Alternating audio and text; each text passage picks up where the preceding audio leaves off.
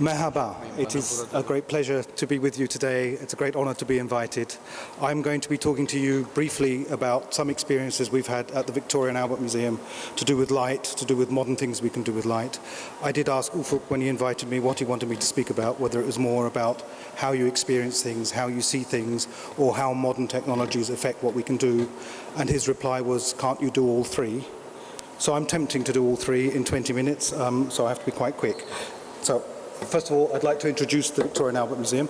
The Victoria and Albert Museum is apparently the world's oldest museum of applied art and design. It was founded in 1851 in London. This is the main building, the main site in South Kensington. This photograph is about 8 years old, so the garden, for instance, has changed, the garden in the middle here. The museum has a surface area of some 82 to 85,000 square meters, about half of which is for exhibition areas, so over 40,000 square meters. We have in our collection several million objects. We have on display in this site just under 100,000 objects. So that gives you some idea of what we do. The museum is concerned with applied art and design. It was the first museum in the world to have artificially lit galleries. So in 1857, when the first brick building on this site opened, it was opened with artificial lighting, because the whole idea of the museum was to bring working people in to see how they can improve the creative arts that they were using. We talk about light, we worry about balancing what will happen to objects with balancing how we might see them. So it's as many of the debates in conservation, it's about this care and access, how much we care for things, how accessible we make them. We've already heard that one of the chief problems for objects is humans and putting things on display.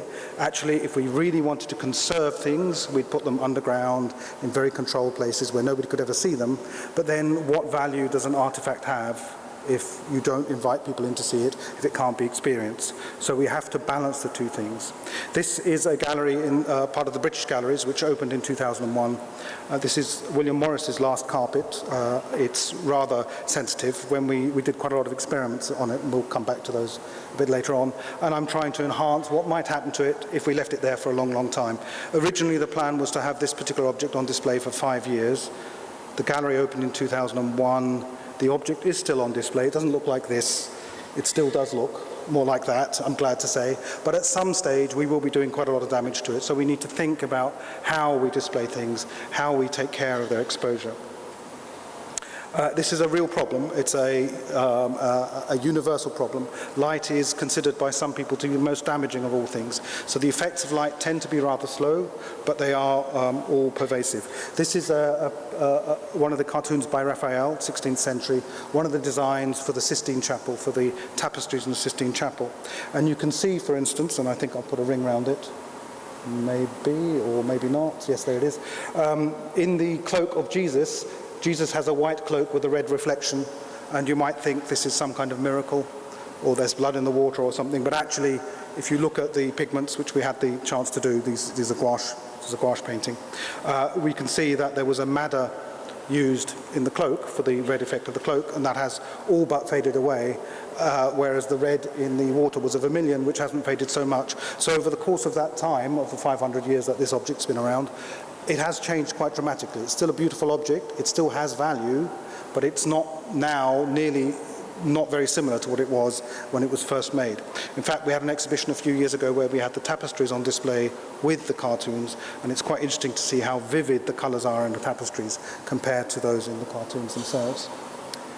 The last object I'm going to talk about, so this is introducing what I'm going to talk about, is about energy consumption and new technology. And I just want to show you very quickly this pie chart. So at the V&A, at that site that I showed you, the South Kensington site, we have something like 17 terawatt hours of power, of energy that we use in a year. And approximately 30% of our energy goes on lighting, and approximately half of our energy goes on heating, cooling, dehumidification, humidification. We only have relatively few galleries which are fully air conditioned, but our heating bills are quite substantial. The V&A has been reinventing itself since, well, ever since it began, in fact, but we launched a project called Future Plan back in 2001. It started with the opening of the British galleries, the same galleries I showed the William Morris picture in, which reintroduced free entry into museums in Britain as well. So all national museums are free to enter now. We have a whole sequence of galleries. So in the last 25 years, we have redesigned some 25 galleries. This has involved 46,000 objects being taken away, relocated, sometimes conserved, sometimes just cleaned. The last three galleries that have opened, last three galleries that are opened. This is the Bollinger Gallery of Jewellery. There are about 1,000 objects on display there.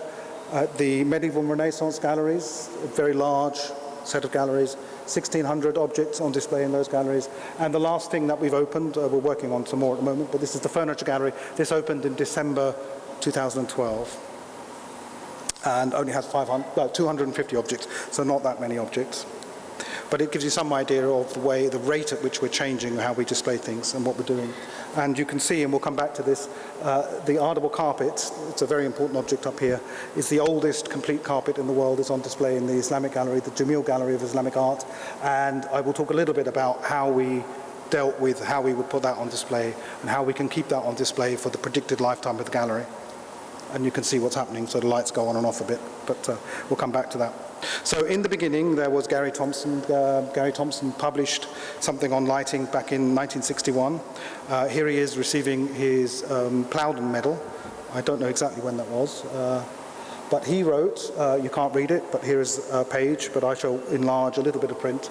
And he said, "It is only after realizing the needs of conservation that lighting can be properly planned." He then went on to publish a book where he was talking about we couldn't see very much at levels much lower than 50 lux, so maybe that should be seen as but we could see quite well at 50 lux, so maybe that should be seen as the maximum level for sensitive artifacts for illumination. He didn't talk about exposure, he did talk about instant lighting. That became then a minimum lighting that you can see things at, misinterpreted as the minimum light levels you can see things at. But even in the early days, this is the Ellison bequest at the Victoria and Albert Museum, 1868, I think, something like that. And you can see even in those days, we had curtains so that at times when there was no one in the gallery, these objects, these watercolors, could be protected. And the quote from the time was, curtains let down at all times when the museum is closed to the public in order that these works may be exposed to daylight as little as is consistent with their proper public display. So these were daylit galleries, and the danger of fading was already well known. This is the Miniatures Gallery. It has some very, very important pictures, paintings by Nicholas Hilliard, and we'll see them again in a minute. Nicholas Hilliard more or less founded the Renaissance in Britain. He's the Britain's most important painter. He's a miniature painter, a very, very significant miniature painter. And this gallery was done in the 1980s. It didn't really look like this. There is a button, I'll just show you it now. This is one of my colleagues. There's a button you press there and the lights come on in the cases. Actually, it didn't really look like this. It looked more like this. And this didn't really work. It was great for the objects, so no exposure unless someone pressed the button. But the problem is there was a glass door to the gallery. People would come to the gallery, they'd think it was closed because there was a glass door and it was dark inside. And there was a security guard who had to sit in this gallery at about 20 degrees for about 8 hours and try and stay awake.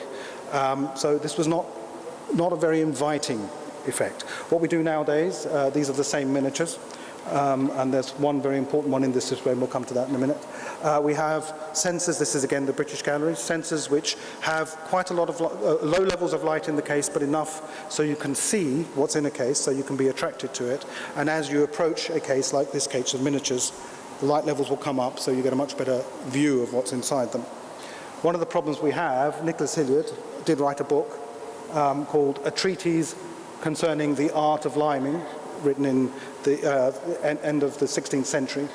And he does already go on to say, and now for a word or two of colours, for which are fit and which are not, all ill-smelling colours, all ill-tasting, such as orpiment, verdigris, verditer, pink, sap green, litmus, and any unsweet colours are naught for liming.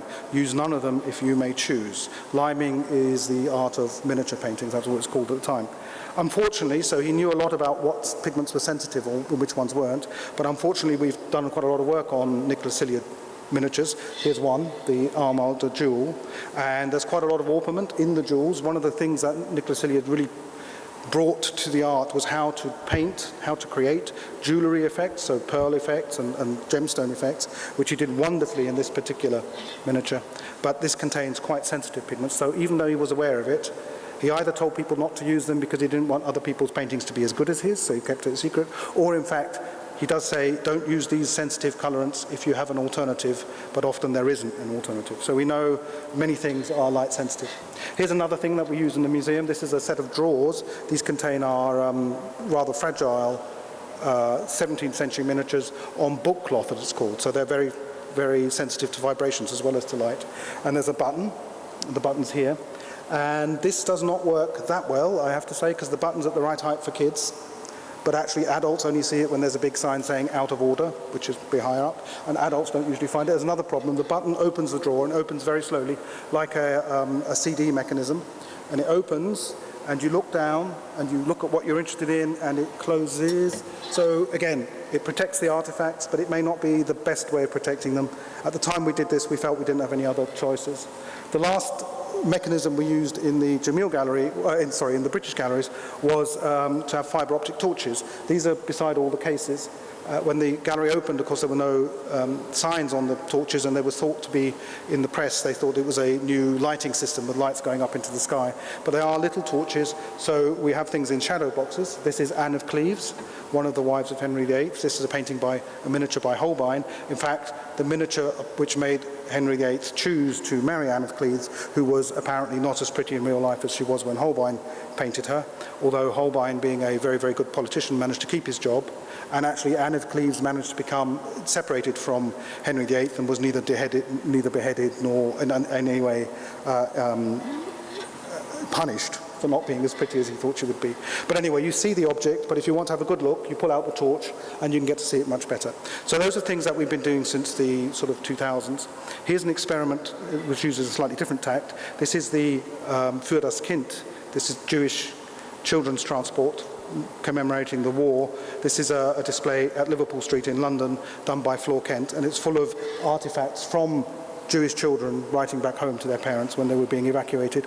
And the idea here was that this case would be oxygen free and therefore nothing would fade, and it would be in sunlight.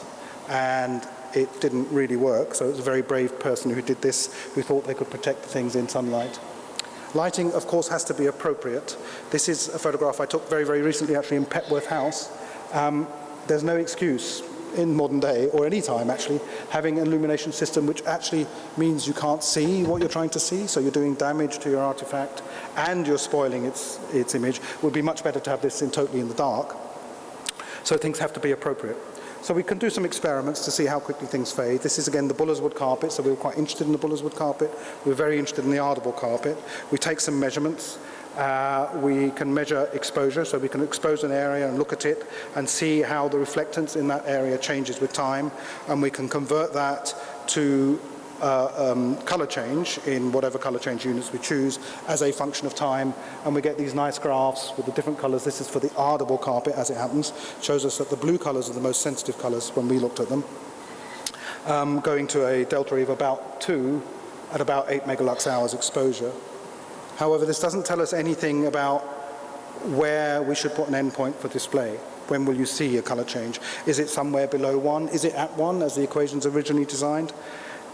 Is it greater than 1? So we did quite a lot of experiments on that, and we've set a R recommendation for what a just notable fade is. But before the answer will be 1.5. Just to give you an idea, this is the grayscale used for measuring fading. This is called grayscale 5, no change between two grey pyramids. This is grayscale 4.5. How many of you can see a difference between the two sides? Can you see a contrast? And if you can, just say yes. This is grayscale 4, and I would say to you that that's already quite a noticeable colour change. But actually, when you do the experiments, that's the delta E of about 1.5 in this colour system that we're talking about. So this is the contrast, which 50% of the time in coloured objects people will recognise, and 50% of the time they won't. So we can come up with tables. This was Mikowski's tables, which used ISO blue wool characterizations for saying how quickly things fade depending on what blue wool system you put in. But we wanted to set it slightly differently. Traditionally, when you try and measure a just noticeable color change, you take a colored reference bar, and you take your unknown and you line it up somehow, and you mark the position, so you line it until it's about right, and then we can take another one and line it, and perhaps we can put a scale at the top and we can say our color is some measurement. It can be so many inches, or it can be compared to a Munsell book, or whatever color system you want. But it's done as a matching thing. Alternatively, a lot of the early experiments were done by matching a target with a match field. You change the light settings, and when you got the lights right, you know that the colors are the same, and you measure them as an RGB coordinate in this particular sense.